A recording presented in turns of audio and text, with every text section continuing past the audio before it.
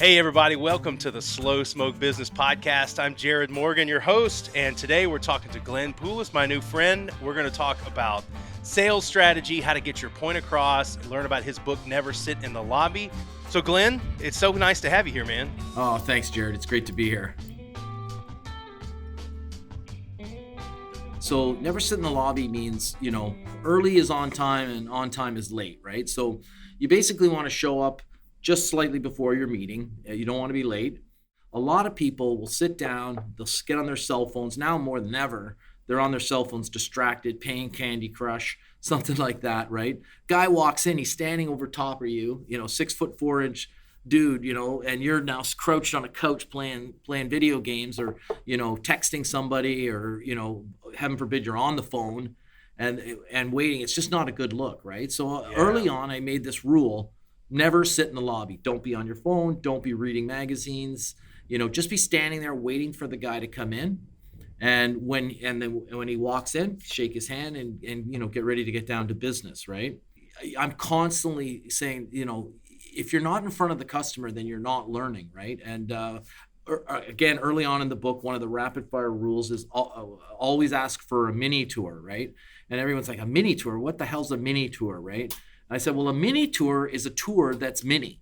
A tour takes all friggin' afternoon. There's a guy at the front of a bus. You're sitting on a bus. Nobody wants a friggin' tour, right? Well, maybe you do if you're in Miami with your wife and you want to go see, South Beach or something. But a mini tour is one that they can wrap their brain around, right? Like, oh, I just want to see your new lab. I just want to see your new production setup. Because once you get in that door, you can see that, which you won't see on Zoom, that your competitor's product is on a desk.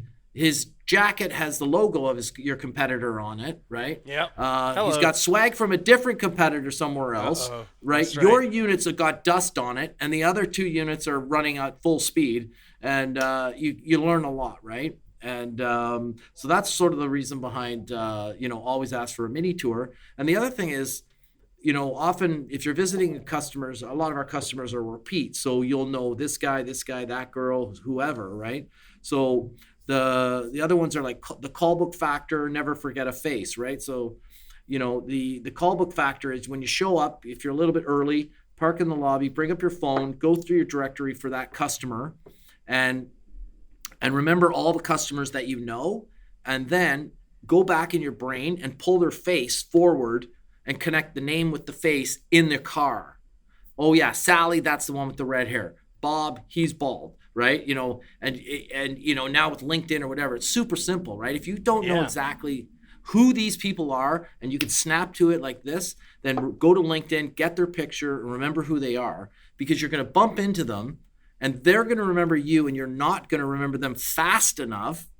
And it'll be a very displeasing, situation, right? Because you're going to feel stupid, and it's like, oh, hi, like that kind of thing, right? You can't relive that moment, right? And so, but when this guy's giving you a mini tour, maybe he hasn't worked with you before, and you're going through the building, you're like, hey, Bob, hey, Sally, hey, Jack, hey, Jill, and he's like, holy shit, this guy knows everybody. That's right. And of course, everybody's walking by you, and one of them, Jill hasn't seen you for 2 years. She can't remember who you are, and it's in going his mind, who was that guy that was, who said hi to me? Like, he remembered my name, and he was so nice and friendly. And then 3 hours later, it snaps by, oh my God, that's Glenn from Gap Wireless. I really like Glenn.